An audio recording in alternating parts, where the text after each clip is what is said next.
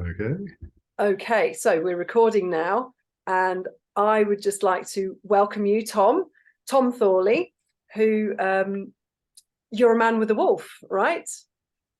Yes. Yeah, up in the Bosnian mountains, yes. Well, I would love for you to tell me and my membership audience a little bit about how you came to have a wolf, and yeah, your story around what you're doing in Bosnia, up in the mountains. And yeah, if you'd like to share your story, that'd be lovely. Well, I've been in Bosnia for 13 years now. And I think the sort of the common denominator for me in sort of where I spend my time is mountains. So I grew up spending a lot of time in the Welsh mountains, and then spent maybe 7 years up in the Indian Himalayas.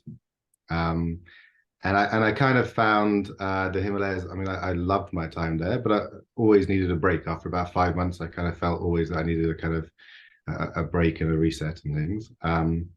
So I ended up finding some mountains that I find it possible to spend sort of longer periods of time in. So I've been here now for 13 years, slowly building a sort of like an off-grid kind of retreat center. Okay.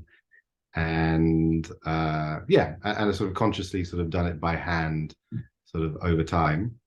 And I'd worked with wildlife sort of beforehand and as a kid, so working at various sort of wildlife sanctuaries, and then working sort of making wildlife documentaries. So I worked for National Geographic for a year, developing a series on acoustic communication in animals. Okay. And then went on to do sort of various other projects, including king cobras in India and various other things. Okay. And so yeah, so I had sort of time around animals, and I sort of always enjoyed spending time around animals in various ways. And then when I was here, basically, as much as possible, I try to use sort of natural materials for my construction. So I use sheep wool as an insulator for the buildings. Okay. And about 5 years ago, I went to a very remote area to collect 2 tons of sheep wool from a shepherd up in the mountains. And I turned up, loaded the van full of sheep wool, and he sort of said, "Well, hey, do you want to see something?" Okay, fine. And he sort of beckoned me over and showed me this scrap of a wolf that was about like 12 weeks old. Oh. And in fairly poor condition. So the shepherds had killed his parents, basically.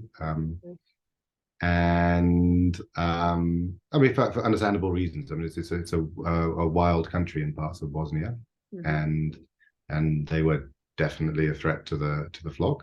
Yeah. And anyhow, I thought about it for about 60 seconds and was like, right, he's coming with me.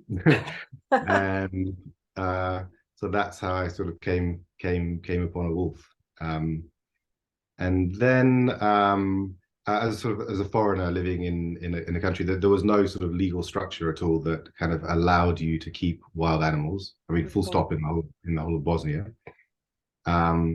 So I basically had him living in my home for a year and a half secretly, whilst I went and sort of got permissions and even had to go up to federal level and sort of get the law changed. Wow. And so I opened Bosnia's first wildlife rehabilitation sanctuary. Okay. And lo and behold, as soon as I got the permissions, as if by magic, a wolf appeared, like just after I got the permissions. So, so you kind of had to do all of that in order to be able to keep the wolf legally. Then you set up the center for the wolf, really. Exactly. Yeah. Wow. Yeah. I mean, it's gone on to become a thing with its own momentum and things. Yeah. But yeah, that was the initial kind of. Okay. And so how long have you been open for officially as a wildlife rescue center? Still haven't like sort of fully promoted it and stuff because we would just get inundated. So over the last years, we've had maybe sort of 300 animals in total come in. Okay. I'm just wondering what sort of time scale you've been open for. How long have you been doing it for? Yeah, so it's 3.5 years officially. So he was literally Okay. sort of living in my house, and I live in a village as well, and so I literally had to keep him secret for a year and a half. So yeah, I had quite an interesting experience for the first year and a half, getting on in very close proximity to a wolf, Yeah. which was an amazing experience, definitely. Well, I guess you raised him from being a little pup then. Yeah, yeah, exactly. Yeah. Okay, that's amazing. What an amazing story. And so what, having this close connection with your wolf from being a young age, his name's Stone, isn't it? You told me on Oh, our yeah. messages that his name's Stone.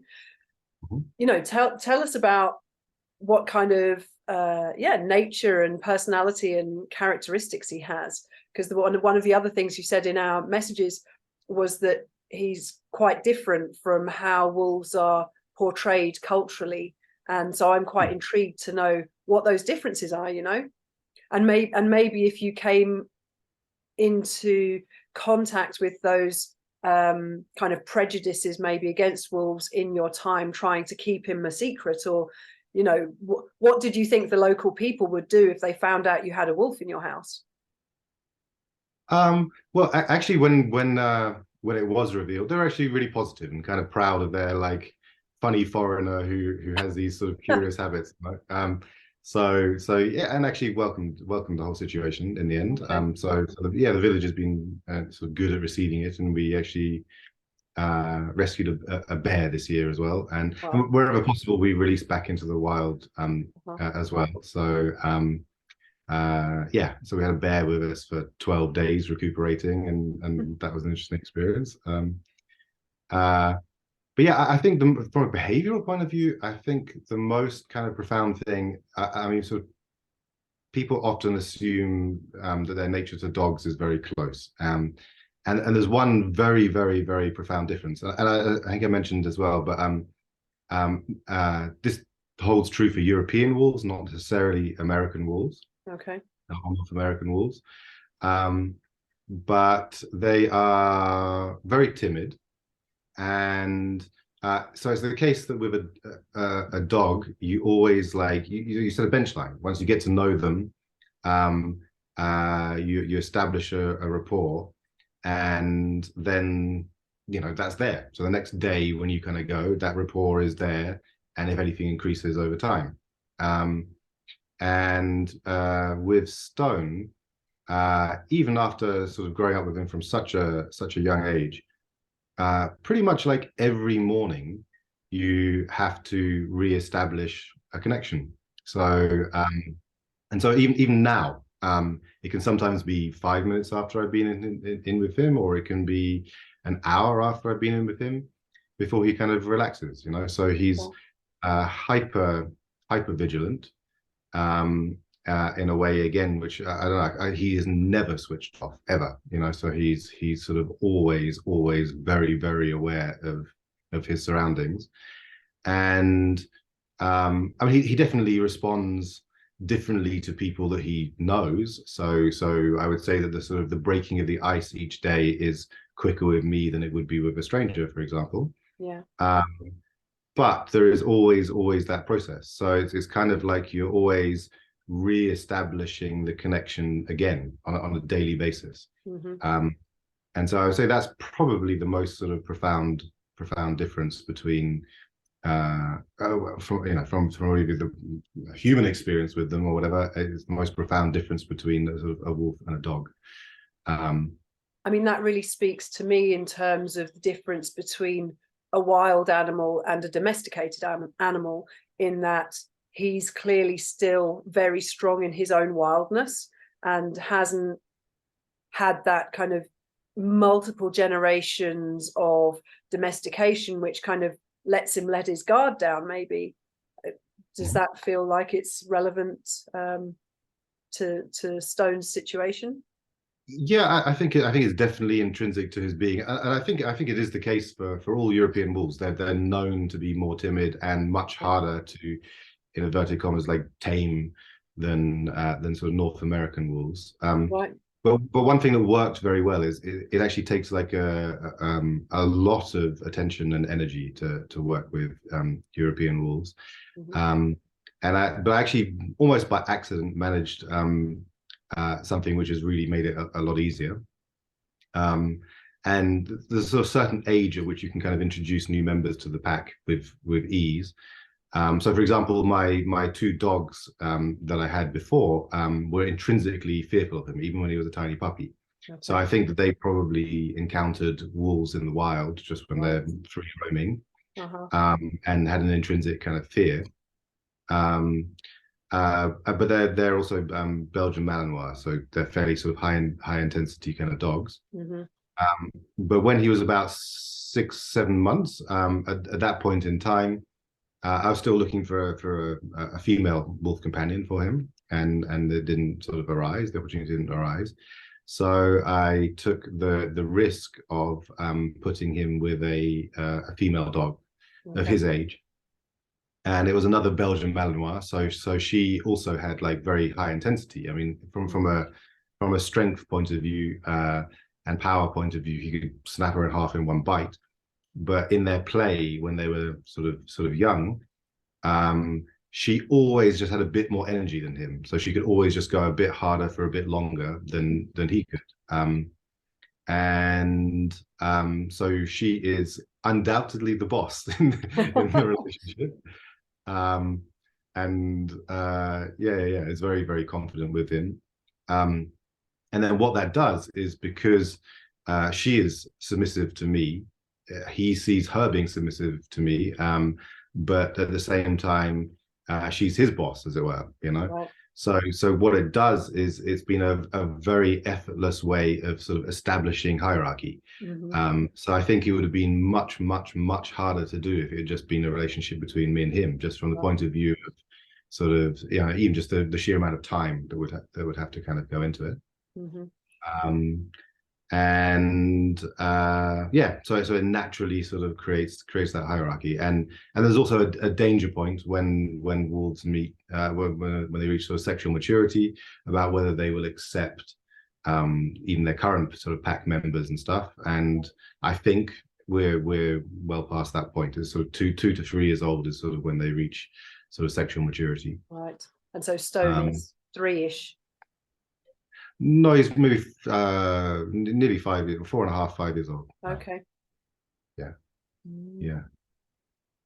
Oh, that's all fascinating. It reminds me of a story that I read years ago in a book, which was talking about some guys in North America, some Native Americans who had brought, they'd found this bear cub, and they brought it to a meeting with an American white man who had a fully grown dog, and the plan was to let them fight. So it was, you know, blood sports basically, and they were betting on who was going to win, whether it was the fully grown, pretty fierce adult dog or this little bear cub.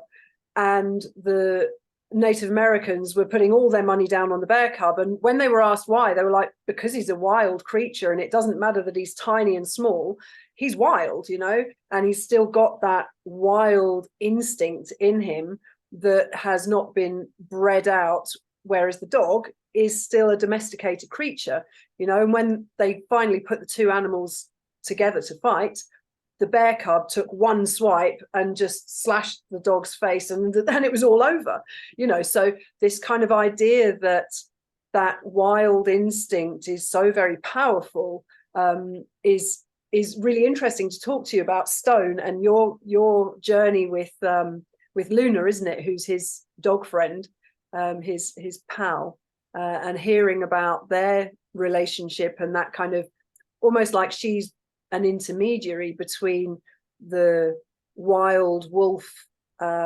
instinct and the human, you know, role in establishing that pack. It's just really interesting to hear that journey that you've taken with them. Yeah, I mean, I must admit it's kind of mostly luck, because in general it's really not advised to keep dogs with wolves, and So yeah, I think just her general intensity, I think, has been the thing that sort of has made it work, I think. Okay. So I mean, there are a lot of sort of experts that are completely shocked that it's been achievable, even, I think, you know. Um, but yeah, to speak about the wild thing, I mean, I've never felt any threat from him in any way, shape, or form. You know, I can bring people in with him and feel entirely comfortable Okay. doing that. Um, but yeah, but I think it's also a lot to do with sort of age as well, like the age that I got him. I mean, it's even better actually. They obviously they had their eyes closed for the first weeks of life, Hmm. and then they imprint pretty heavily once they open their eyes.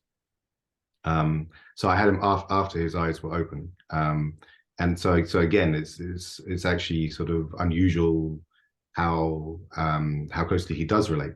In fact, given that I had him sort of after that time. But there was a very much a marked contrast, for example, like with the bear. So we rescued this bear and a fully grown female, so probably maybe 170 kilograms, Wow. which is not Okay. fair, a reasonable size for a female bear. The males kind of That go up a to around European black bear? I'm just trying to work out what kind of bear. European brown bear, yeah, brown Brown bear, bear. yeah. Okay. Yeah, and they're pretty large. The males can go up to sort of 350 kilograms, you know, so they can be sort of substantial animals. Hmm. Um, but yeah, obviously this was a fully wild animal, and you know, so I was sort of maybe sort of lulled into a sort of full sense of security with you know having spent time around a wolf, you know, and obviously the nature is very different as well, but yeah, this bear was incredibly intense, you know, so you know, you give it a watermelon, and it would be sort of died and gone to heaven. This is the best thing I've ever eaten, you know, and then 30 seconds later, with an incredible intensity, was I want to rip your face off kind Oh of energy, God. you know. I mean, seriously intense. Like, I mean, to the point where even though there was a sort of a barrier between you and the bear, like you know the intensity was enough to kind of like sort of push you back even and yeah. But anyhow, we successfully rehabilitated the bear and is released back into the wild, and so it was a good story in the end. But yeah, the intensity was quite shocking, and B, I need to build more sturdy structures in the future. um, so yeah, actually that's something that we're going on to do, and that's another reason why we still haven't fully publicized what we're doing. Okay. I've made an agreement with the local government to take a sort of 2 kilometer area of sort of forest behind the property, because obviously when you're rehabilitating, you want to be able to rehabilitate them as far away from humans as possible, so that Yeah. they don't come sort of habituated to humans. And again, not so much that it's like a danger to humans. It's more the case that if they lose their fear of humans, they will go close to human habitation and end up getting Right. shot. You know? So it's more for that way around rather than the other way around. Yeah.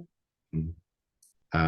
Yeah, so that's something that we're going to kind of going to go on to do. So Okay. create sort of much larger areas that we can kind of rehabilitate in. And Yeah. how close to the nearest town are you? Are you quite far out, or are you fairly close? You know, what's your kind of range? Yeah, I'm probably only 10 kilometers from the nearest. It's a small town, Okay. but I'm on the edge of a village, you know, and a village that sort of kind of yeah, for the most part, have accepted me in what I'm doing and kind of enjoy it. Um, and yeah, I mean, obviously, you have to be careful also about sort of where you release animals as well, just from the point of view of people being comfortable about that. Yeah. So we usually don't let people know exactly where we are releasing them.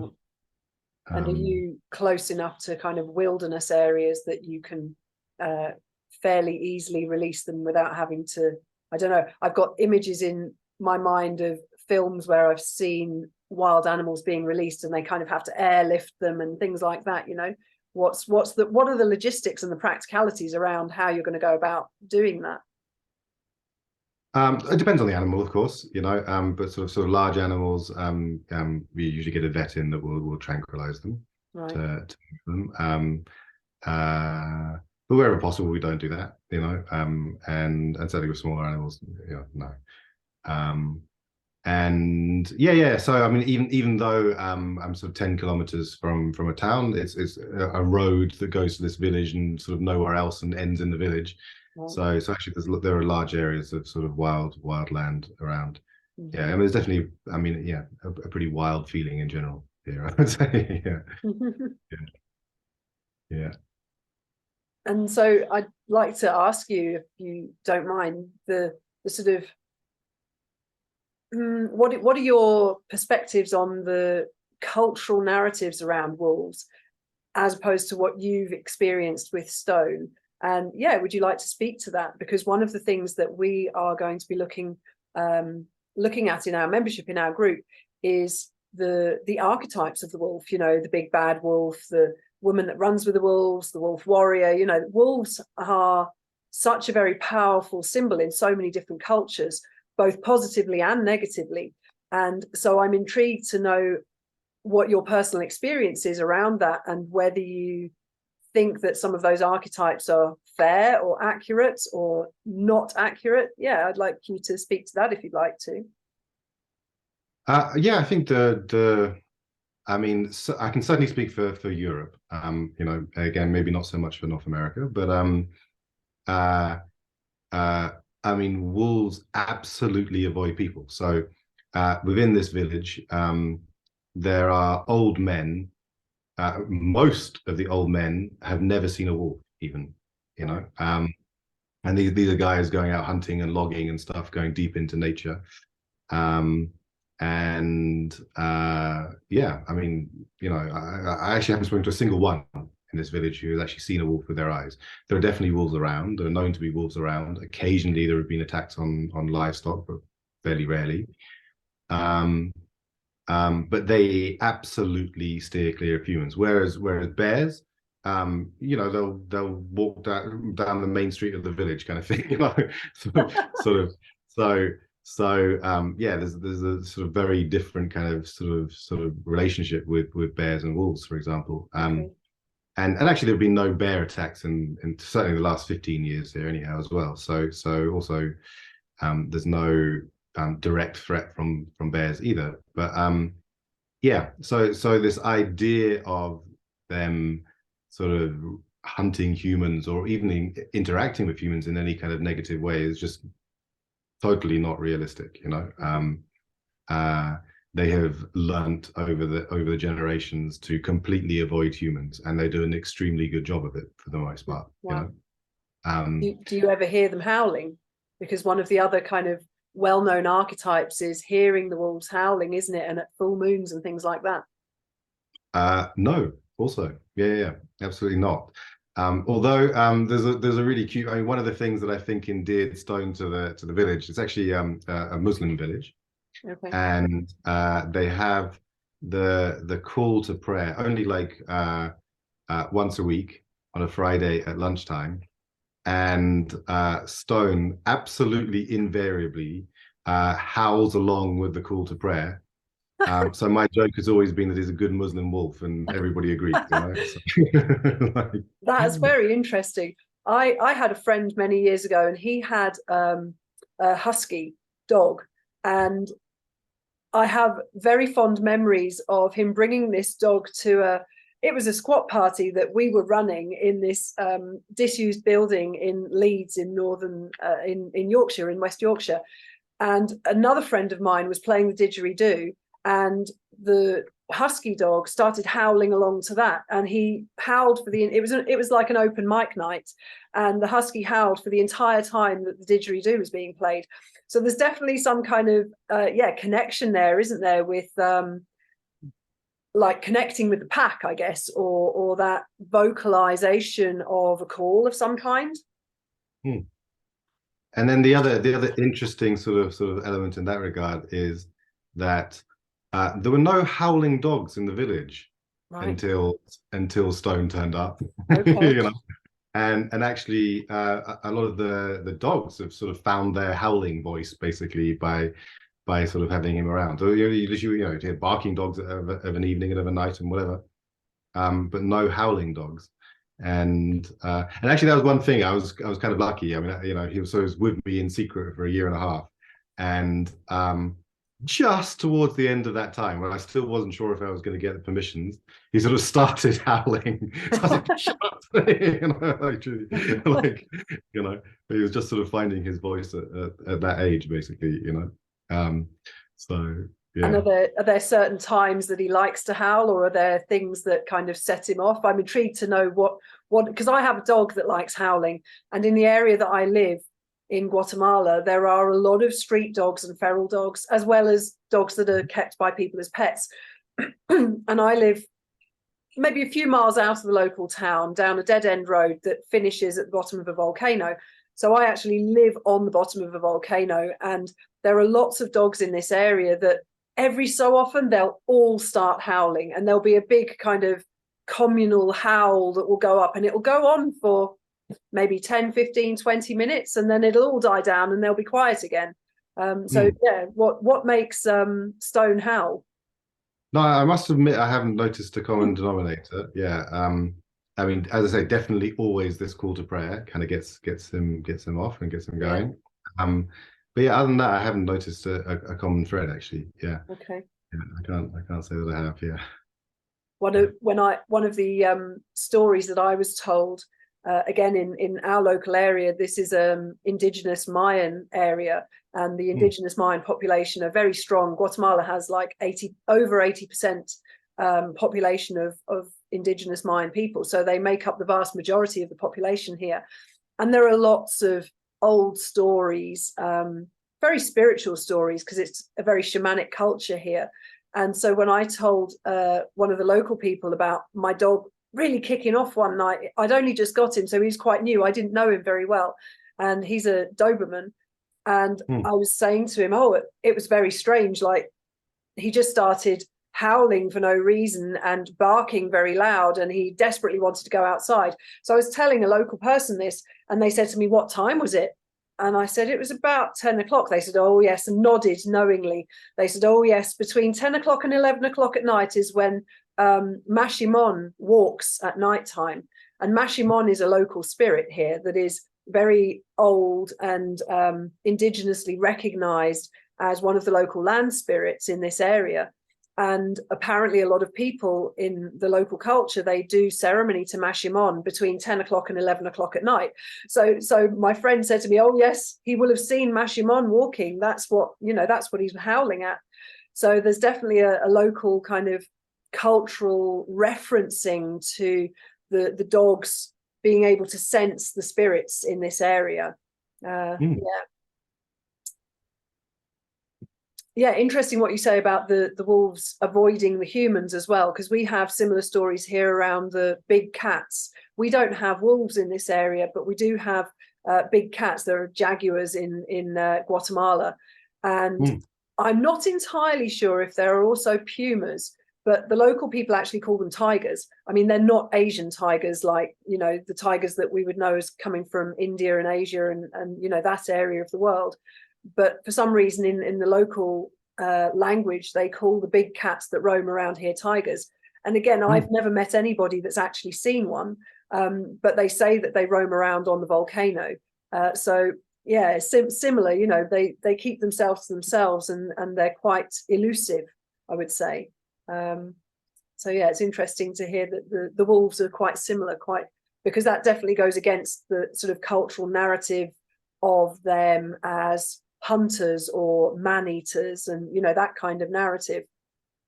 I guess Yeah, yeah, I could. The only scenario that I could possibly imagine a wolf being a threat to a man is if you happen to be injured and unable to walk in a very remote area. Okay. And I must admit, I did have to think about that. I ride sometimes off into very, very remote locations, and I had a horse that was putting me on my ass quite frequently, and so yeah, I actually did sort of. I mean, you know, that wasn't the main reason, but I did have to sort of consider that as an issue potentially. You know, if you end up sort of breaking a leg or something, and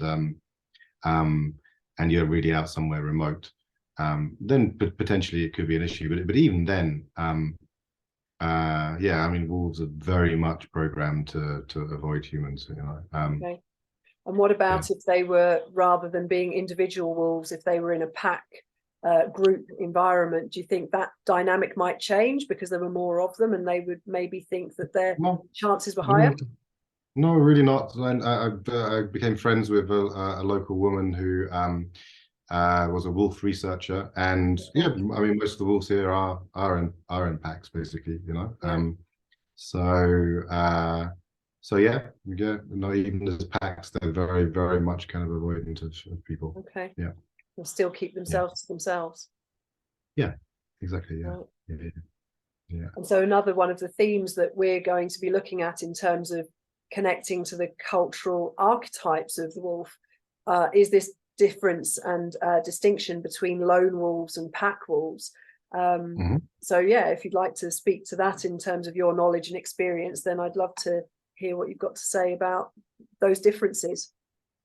Yeah. So I think for the most part, lone wolves are sort of outcast males. Okay. And yeah, I mean, I'm sure you probably know, but the normal sort of structure of the wolf pack is you have the female is the leader of the group, and so often that's sort of confused because it's the sort of the alpha males that will be sort of out front, and then it's usually the female that will be the leader of the column, basically.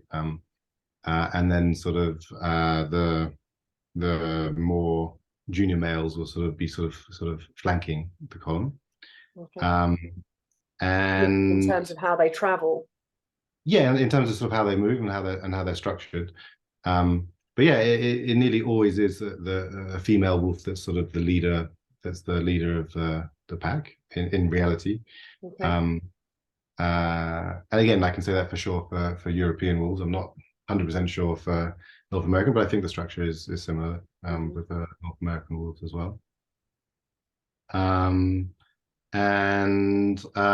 yeah, the lone wolves are sort of outcast males, so either juveniles or sort of older wolves who can't kind of keep up with the pack. And I guess the ones that sort of can't keep up may be more sort of opportunistic in their predation, basically. So you'll have them sort of feeding on carrion more rather than sort of bringing down game. Okay. Um, yeah, yeah. And what are the differences that you know of between the American wolves and the European wolves then? They well, certainly in sort of captivity and in sort of in human interaction, they're much more confident. The So American ones are. not necessarily more tame, but they're definitely sort of the sort of the hypervigilance and stuff is not nearly there to the same extent. Okay. So I mean, they're known to be much easier to work with, you know, Right. than European wolves. And yeah, and I think it is that just sort of establishing the sort of the baseline of relating is you know different. And establishing the baseline with a European wolf, you know, yeah, it's still not that much difference between me, who's known him from you know the youngest of ages, and actually in particularly women. You know, he definitely it's easier. He's more sort of quickly to be he's more sort of quick to be sort of social with women than men in general. Okay. But yeah, I would definitely say that it's, you know, yeah, a fairly similar kind of time frame. So the established bond of history and even a shared history and even a very intimate shared history does not override the inherent sort of wariness, I would say, you know.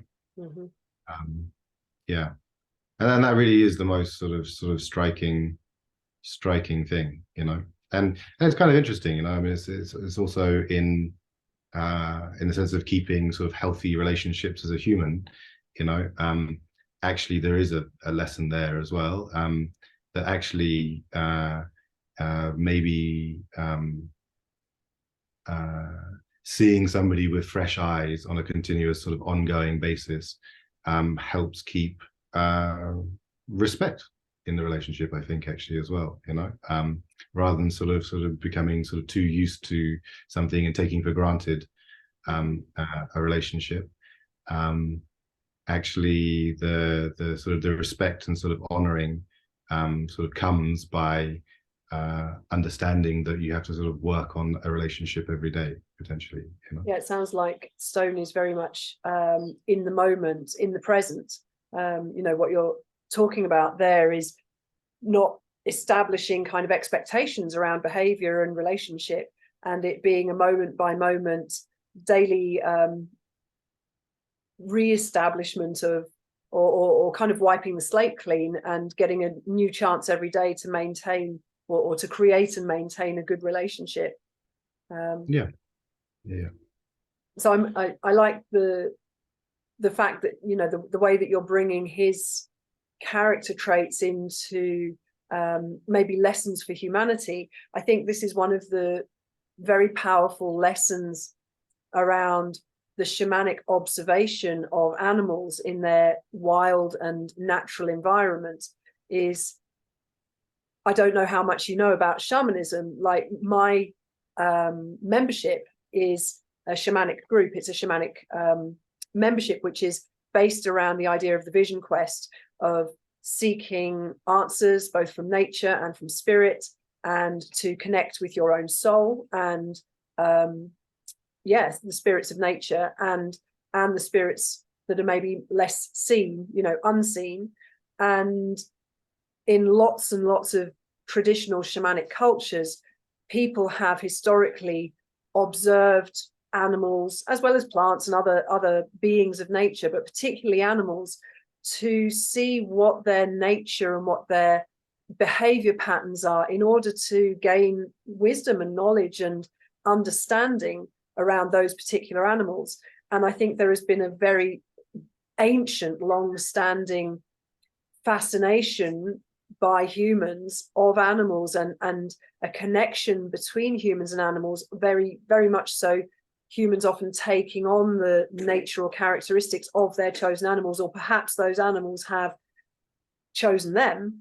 So yeah, I wonder how much whether you would like to speak to that aspect of your relationship with Stone, or things that you've observed in him in terms of his positive attributes and his general nature that we as humans can learn from, or that we might consider to be wolf medicine. Yeah. So I think I mean, my experience has been a beautiful experience, you know, and I think and I definitely feel very sort of privileged to have the experience that I did with him. Yeah, I think I mean, for me, exactly that point that I sort of raised, you know, the respecting and honoring things afresh and in the present moment, I guess, has been the sort of the biggest lesson for me, and the thing that I've sort of appreciated kind of most. And again, that's having had dogs, so and spent a lot of time sort of very sort of closely with dogs, and some amazing experiences even with dogs. Like I had a dog that was a stray, and so she was sort of part of a stray dog community. Okay. And she was also injured, and basically once I kind of got her right, she was still part of this sort of stray dog pack. So I used to go out exploring with them, and they used to actually sort of wait for me. Even they kind of knew that I was slow and boring and whatever, but they would kind of sort of wait for me. So I explored the small town near me sort of through their eyes, and that was also an amazing privilege to sort of be sort of included in their pack. But again, I think it's maybe slightly different. I mean, unfortunately, you know, I haven't been able to give him the beyond his dog companion, sort of the pack that he would appreciate. so yeah, so I've very much had an experience, I guess, with the lone wolf aspect, I guess, you know. And um yeah, I think that the re-establishing everything on an ongoing basis, sort of continually kind of anew, that's been the biggest lesson, I would say. Yeah. Okay, thank you. Is there anything else that you would like to share with us about your experiences or your journey with stone that you think might be of interest to us? I'm sure you've got lots of stories. Yeah, definitely. So no, I mean, the other thing that's just been sort of lovely, I guess, is to share this experience with the community. And so sort of people have come, and I mean, of course, a lot of people have their sort of prejudices about wolves, and usually sort of in with sort of wild animals in captive situations, it's not, you know, you don't normally kind of get sort of access. And so yeah, in this particular circumstance, I just feel totally comfortable and confident with him. So when I take people in, I make sure that his dog companion is sort of in with us as well, so so that the hierarchy kind of thing is kind of naturally kind of there. But yeah, being able to sort of share that with people, and again, also precisely as you say, sort of challenge people's sort of prejudices about behavior and stuff, you know. So, you know, he'll come up and he used to have a funny thing where he used to sort of nibble the hair on the back of my head to the point where I almost had a sort of a bald patch, and that's sort of his way of sort of like showing affection. And sort of bringing people into that sort of experience and sort of challenging their fears in that kind of way. And I say, yeah, you know, I'm able to do that in a way that I sort of feel totally sort of confident and sort of comfortable with it being safe, basically, you know. But yeah, as you know, as we know, people do have prejudices about wolves, and being able to sort of overturn those prejudices in some small measure is also definitely a pleasure. And what are the kind of local stories around wolves? Obviously, you live in an area where there are wolves, bears, animals which in the UK, you know, all got wiped out a long time ago. And obviously, being an island, they didn't manage to get back in again. So I'm intrigued to know what the local stories or myths or legends or cultural references are to the wolves that are obviously about, but that people don't see that much of. Yeah, no, not only with wolves, that people are afraid of wolves here, even sort of locally, you know. But as I say, it would have to be a very specific context where there was any real threat. But definitely people are afraid of wolves and very surprised that we go in with a wolf without any kind of fear or anything like this, you know. Yeah, so there's definitely sort of surprise that is possible, and interest in that as well. And the bears, like, pretty much like there's no way of like sort of, you know, avoiding them because they're all around, basically, you know. So well, it's a funny thing though. Pretty much, as I say, I mean, I don't know anyone in the village that's actually seen wolves in the wild with their eyes. But funnily enough, I'm a bit of a tourist here still after 13 years, and I actually seen wolves twice in the wild. Not exactly in this immediate area, but once extremely close to the town, which was, you know, yeah, very, very strange, and then once on a nearby mountain. Okay. And but it is a funny thing as well. Like, I hardly ever see bears. I've only seen bears like twice, like, and people are seeing bears walking around the village all the time. So there's definitely some kind of affinity thing there, you know. Like, I don't know, for some reason I'm able to see wolves but not bears, pretty much, you know. So I'm not sure what's going on with that. I mean, that's fascinating, and from my perspective, with the shamanic view on that, you know, I would say that maybe the wolf is your spirit animal. Maybe it's you know, you have a spiritual connection with the wolf as a guide or a guardian in some respect for you. I don't know what your spiritual practice or belief system is, but if you'd like to speak to that, I'd be interested to know, because I have a similar thing but with snakes. So I'll tell you a story about snakes which is very similar after, if you'd like to answer that. Actually, we've rescued snakes quite a bit as well. Okay. So this year there have been a lot of like horn-nosed vipers around. That's Europe's most venomous snake. They're very pretty as well. Okay. So yeah, actually, I came back. I can believe it. I came back, and there was a bottle like hung up on my fence. So I thought like somebody had left some trash there or something, and took a closer look, and there was Europe's most venomous snake, left for me by some thoughtful person who, like who realized that I rescued snakes and stuff, but hadn't told me that. So I came back to this rather deadly package sitting on my fence line. And so yeah. I mean, I'm sort of open to sort of all animals when it comes to sort of rescuing them, and certainly snakes as well. Yeah. Okay. Yeah. So sorry that I maybe didn't answer the question. I got sidetracked by No, that's okay. So I was asking whether you feel a particular spiritual connection with the wolf, or obviously you have a connection with your own wolf, but as an archetype or as a spirit animal, what do you think about that? Yeah, I mean, I think my sort of spiritual practice has always been about just being present, basically. Okay. So in that way, there's definitely an echo there for sure. And a constant reminder to be present, I guess.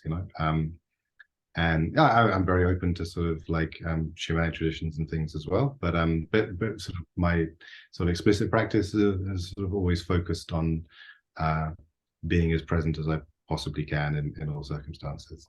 And yeah, there's a direct relation there, let's say. Yeah, I mean, that's, from what you've said, the biggest lesson that stone has given you is that being present, isn't it? So I've lived in my house here in Guatemala at Lake Atitlan for 2 years, nearly 2 years now. And earlier this year, I had quite a major life upheaval. And within 6 months, we had about 6 different snakes come into the garden or be seen in the garden. Now, there are a lot of snakes in this area, but a bit like the wolves, they're quite elusive. They don't make themselves known very, very much. And I have a friend who is a neighbor who lives very close to me, sort of 5 minutes walk away, also on the volcano. And he's been here for 17 years and he's never seen a snake. Well, within 6 months, I'd seen 6, half of them venomous and deadly, half of them completely fine and non-deadly. There's a rat snake living in my chicken yard who eats the rats that come to eat the chicken food, and he's pretty much a permanent resident in the chicken yard. But yeah, we had a coral snake, which are deadly snakes, squiggling through my bottom gate. And the man who comes and helps me with my garden, who's a local Mayan man, he did not hesitate in the slightest in stamping on its head immediately. There was no conversation about it. He just killed it straight away, which is very much what I now understand to be the practice here, because a lot of the snakes are deadly. So the people here don't really spend too much time identifying them. They just kill them. And I was brought up in South Africa, where certainly the tribal Black people have exactly the same practice and perspective on snakes. There's a lot of deadly snakes out there, and they will kill them before making any questions or finding out what it is. So that was quite interesting for me, because I have snakes come a lot. I've been dreaming about snakes since I was a child, all the time. And since being a shamanic practitioner, snake is one of the animals that comes and helps me more than anything else, more than any other creature. So I have a very strong, close connection with snakes, and there's a lot of snake we have a lot of snake stories in my family. My uncle used to collect venomous snakes. This was in South Africa as well. He would go out and look for them, and he would export them and import them and put them in my mum's bed and things like that. Or he'd say to his sisters, my mum and their other sister, oh, just to let you know, one of the black mambas has escaped, so just be careful when you go into your sock drawers and things. So my mum grew up having venomous snakes just loose in the house on a regular basis. So yeah, I have that kind of connection with snakes that it sounds like you have with wolves. So it's interesting to hear that side of it from you as well. I think I might be out of questions. I did write myself a little list of questions here for you before we started this conversation, and I don't want to take up too much of your time. I'm sure you are very, very busy with what you are doing in your rehabilitation centre. What I would like to ask you is, do you take donations? And if any of my members would like to donate to your centre, do you have any links or details that you might want to give us? You know, I don't know if that would be helpful for you in your work, because I would imagine that you probably do with the odd few pounds flying your way. Yeah, that would be amazing. Yeah, definitely. Yeah, maybe I can give you the details like afterwards. Actually, yeah. Okay, I recently changed. I can't remember off the top of my head, but yeah. Of course, that'd be amazing. Definitely, yeah. That's great. And the sort of the current project is actually we're sort of waiting for the permissions for this land behind the property. So yeah, the current project is to sort of build a fence line around this large area. Okay. So that we can better accommodate bears. You know, yeah, this time was a bit intense. You know, Feel a bit unprepared. We were definitely unprepared.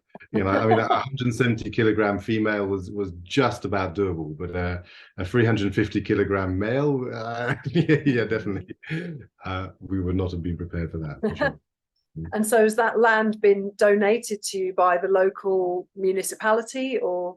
Yeah. So it's forest land, it's sort of forestry land, and they've sort of given us sort of a verbal agreement on sort of moving forward. We're just sort of finalizing the paperwork, which can take a while here. but yeah, I'm hoping to have that done for the spring at least. You know, yeah. Right. Well, that's amazing. Thank you so much for being willing to talk to me about your experiences and your journey with your wolf. It's been really lovely talking to you. Then the other thing, of course, actually is like we're very open to welcoming people here as well. So if people feel like getting in touch on that sort of basis as well, like, and coming and volunteering and things, and very open to that also. Amazing. That's amazing. Thank you so much for that offer. I know a good few of the people on this membership are people who like jumping in their van and driving around Europe and going and doing interesting things. So that's an amazing offer. Thank you very much. You can give me the details when I finish recording, and we can have a little chat afterwards about that. So just to say thank you so much for your time and for your pleasure. Definitely. And maybe you can come and join us again sometime if you would like to. And we've only just started this membership. I literally opened the doors this week, and so we're at the beginning of our journey with Wolf. But it came through to me. I actually had a dream where I was laying out a treasure trail, like a treasure hunt, and it was a spiritual treasure hunt, and it was really fun and it was really exciting. And I was told by my guides that I needed to make this available and kind of create some kind of journey or pathway for my audience around this. And when I asked who wanted to lead this process in terms of my guides or my spirit helpers, Wolf was straight there. And for the last 6 weeks, Wolf has been so present with me in so many different ways. It's just very, very powerful and very profound. So for you to then contact me the day after I opened my membership saying, oh, your profile picture looks just like my wolf, was really synchronous and surprising and really beautiful. So thank you for reaching out. And I have to send you some photos and some videos and stuff as well. I'd love that, and I'll put it up on our group. Thank you. Okay, I'm going to press stop on the record, but stay on the line, and then we'll have a little chat about details. Let me just find out how to. There we go. Stop recording. Okay, so for all of my members of the Shamanic Treasure Trail, I'd like you to give a great big thank you to Tom here for his time and his stories and telling us his lovely journey with his wolf. And I will be putting this up on the membership very soon. Okay, bye-bye.